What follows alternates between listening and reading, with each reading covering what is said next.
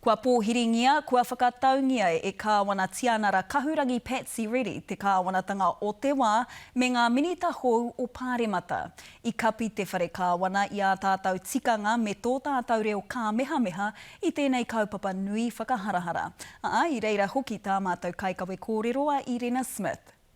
Ia koe te premier, karanga mai rā, tēnei rā tō tātou nei premier e kawea nei ngā maloko tō tātou nei motiri. E whakatau nei te kāwanatanga hou. E whakaeke mai nei e imu ia koutou. I mua i te aroaro o ō rātou whānau ka tukuna te oati. Ka noho au hei minita e tūturu ana e pono ana. Kua hau kona nai te tāna.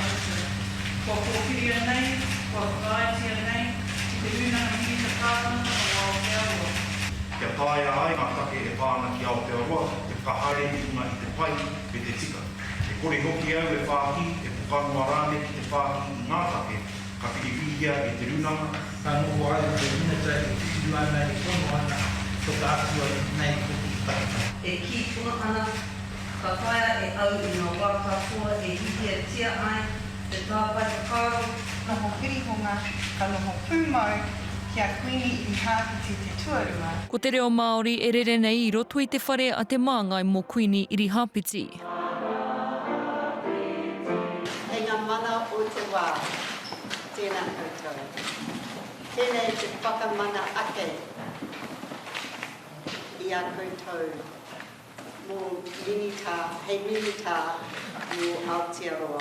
Koe nei ngā kanohi ka kawe I ngā tumanako a te motu.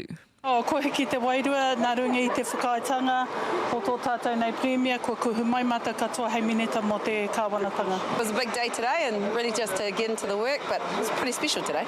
Ko ti ngā whakaritenga o kawa, I nāi nei ka timata, ngā mahi tūturu.